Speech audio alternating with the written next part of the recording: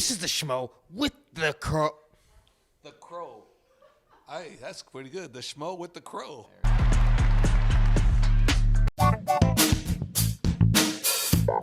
This is the Schmo with the pro with Coach Javier Thunder Mendez in the flesh. Bellator 300, San Diego, California. How we doing? We're doing good. The crows are crowing.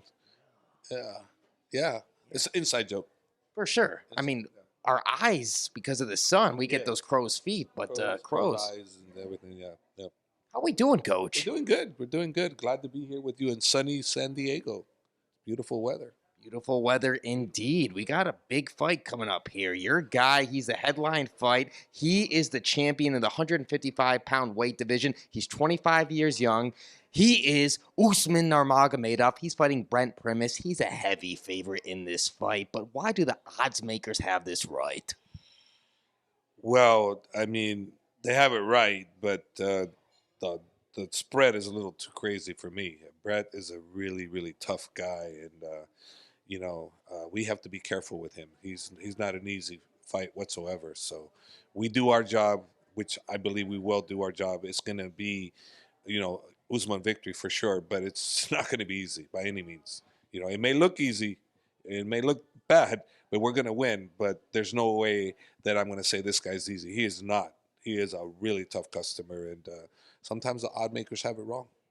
Well, how schmotivating is it to have Cain Velasquez, one of the all-time greats, former heavyweight champion, future Hall of Famer, in the corner for this fight? He'll be right there, side by side, shoulder by shoulder. The confidence level, that's got to be up, yeah?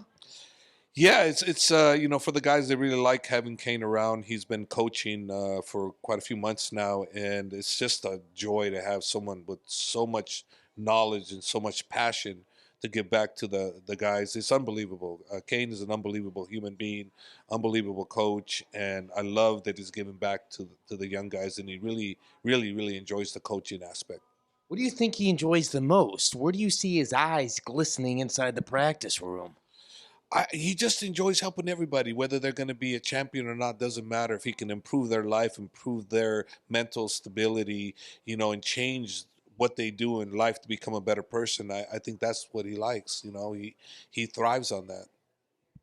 Let's talk about the big brother of Usman Nurmagomedov. Let's talk about Umar Nurmagomedov. He's also undefeated. He's in the bantamweight division in the UFC, but he's had an injury recently. He was supposed to be fighting Corey Sandhagen over there in Tennessee. Didn't happen. How's the recovery going, and what's your expectations? The recovery's going really well. I just saw him on a post he did, and he's lifting weights, doing a lot of weightlifting, and he's doing fantastic. Expectations is I hope he fights the beginning of the new year within the first 3 months or so.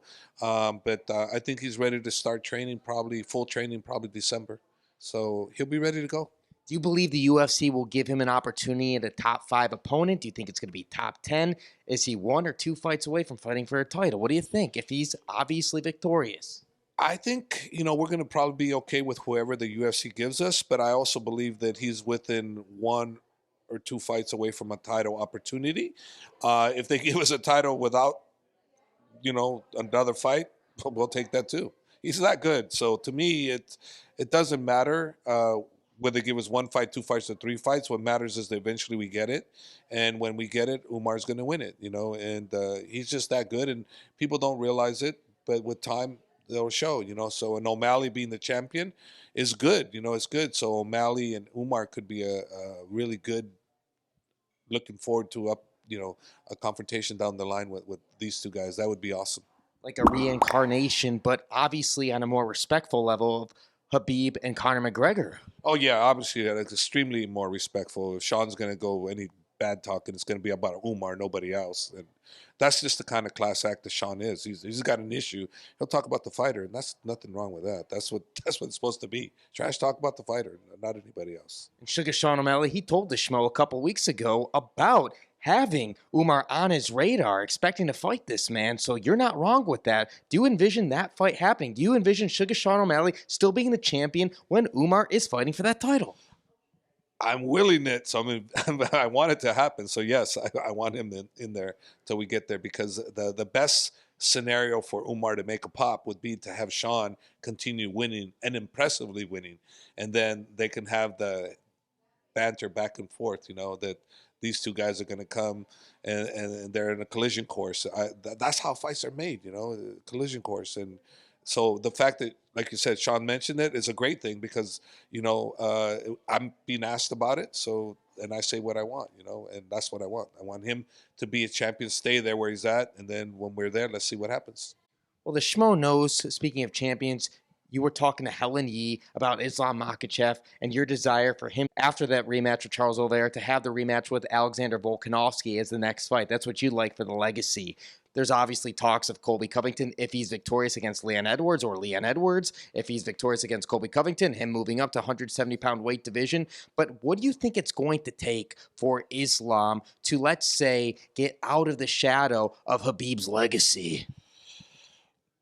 I think the way for Islam to get out of the shadow is for us not to talk about Khabib and him because they're different fighters. Islam is Islam. He's not Khabib. So for me, he's not in Khabib's shadows. He's Islam. So, but, obviously because Khabib's so famous and he's in the same, weight division, so people compare. But the best thing to do is we just don't discuss Khabib and the same thing as Islam because they're different. They're different fighters. Islam is Islam. He's not Khabib. Khabib's not Islam.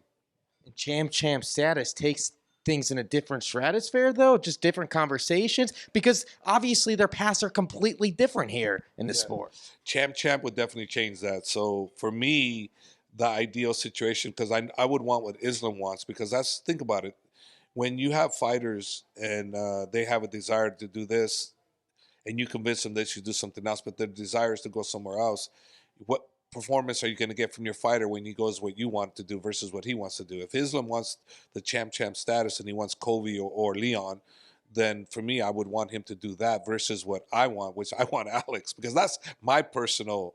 That's not Islam talking. That's me talking, so I would want that one. But again, what Islam wants is what I really want, because I know what Islam wants he's going to get, and he's going to give me the best performance. So what Islam wants to do after this Charles fight, if we're successful, which I'm expecting we will be, then it's, Islam decides. Talk to the Schmo for a second. You've been around this game for a very long time, a.k.a. one of the top gyms in all of mixed martial arts in the entire globe. What do you make of what's going on right now in the UFC in the welterweight division when you have a Vicente Luque and Ian Garry, two guys that are top 10 fighting each other?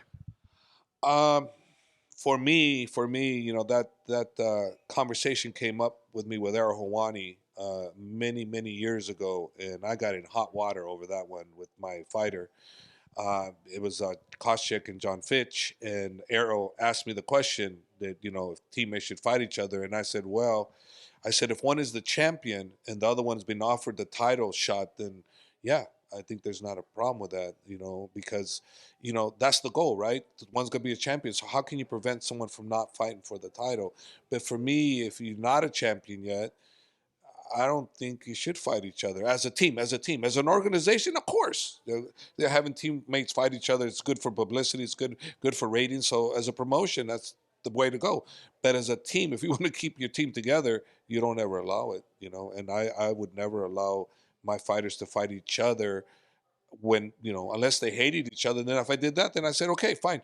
Then you got to go train somewhere else. This is the teammate here. So that's not a problem. So they can fight each other, but one has to leave the gym. Well, it seems like Ian Garry's not in the gym in Kill Clip FC. He's training elsewhere. What do you make of Ian Garry? He's obviously got the voice. He's from Dublin. He's got the length. He's been beating guys. And listen, he's calling his shots, and here he is. I'm impressed with him. I really like him. He's a badass. I love his attitude and how he's just like, you ain't got nothing on me. It's like, I love that guy. He's great. He's very fun to watch. And I'm not going to be shocked what he does or what he doesn't do, because that guy, he's got it. He's got that mental edge going, and he's really fun to watch. I really enjoyed his match. Well, the Schmo enjoys chopping it up with you. You're a world traveler. You're everywhere. You're obviously here in San Diego. You're going to go over to Dubai pretty soon for that big fight coming up there at UFC 294. You never stop. Yeah, no, it just worked out that Islam couldn't come here because he's fighting over there. It didn't make sense for him to train with us here, so he stayed at home, and then he's, finished the remaining 3 weeks in Dubai and Abu Dhabi, and the plan was for me to join him after this fight. But for me, Usman's fight was priority over here, so I had to be here, and Islam was over there, so it was a no-brainer where we were going to go. We gonna be doing some stand-up paddleboarding here in the harbor or what? No, not me. I stay away from the water. Whales don't really. It's too crowded with whales in there already. Not the dolphins? No, I'm a whale, so yeah, not dolphin. Dolphins are slick, muscular. Whales are big and float. On San Jose, you got the great white sharks go over there in those waters. Yeah, that's true. Great white sharks. I stay away from that too. They like blubber. Smart man. Can we get a final message for all the Javier Mendez fans out there worldwide? There's no blubber on you, by the way. Continue tuning in to the Schmo. It's the best in the business. We appreciate that. You're the pro.